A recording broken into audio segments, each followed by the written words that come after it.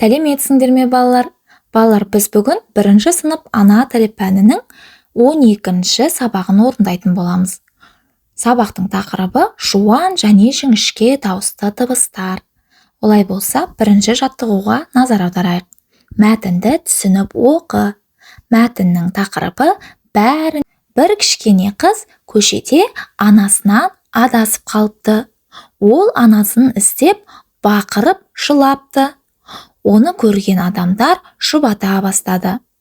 Сен жылама, біз сені қазір анаңа алып барамыз. Сенің анаң қандай еді? Деп сұрапты. Сонда қыз жылап тұрып, сіз білмеуші ме едіңіз? Менің анам ең жақсы адам.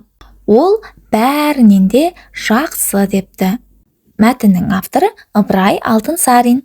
Ендеше мәтіннің астындағы сұрақтарға назар аударайық. Кішкентай қыз қайда адасып қалды? Кішкентай қыз көшеде адасып қалыпты. Ол не істеді? Ол анасын іздеп, бақырып жылады.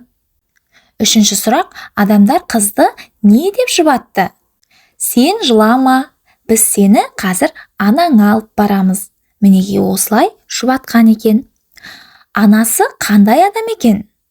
Анасы өте жақсы адам екен, е? Қыз оларға қалай жауап берді? Қыз оларға, сіз білмеуші ме едіңіз? Менің анам ең жақсы адам деп жауап берген екен.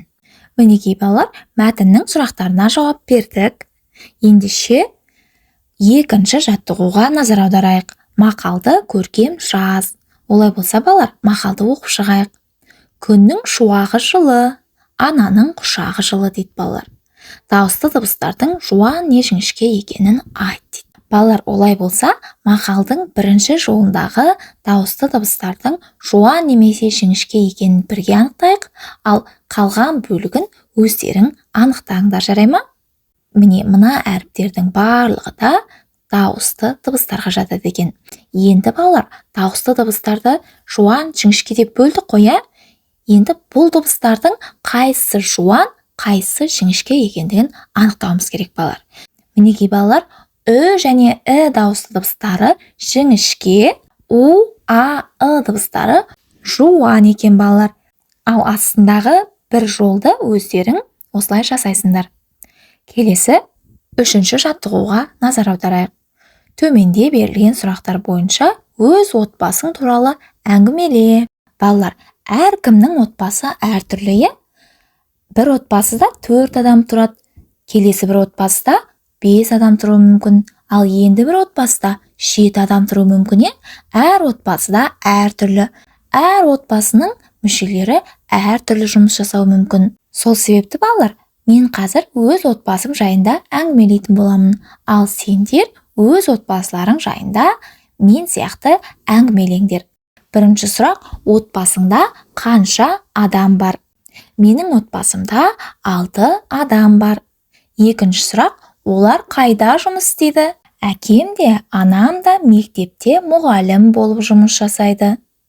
Үшінші сұрақ, ағаң немесе әпкең бар ма? Оның аты кім? Иә, ағам да, әпкем де бар. Олардың аты Дәулет пен Жансая. Төртінші сұрақ, өзің бос уақытыңда немен айналысасың? Мен бос уақытымда кітап оқимын. Мінекей балалар, мен өз отбасым жайлы, өзім бос уақытымда не істейтінім жайлы айтып өттім. Ендеше балалар, сендер де осылай әңгіме құраңдар. Олай болса, келесі 13-ші сабақта кездескенше.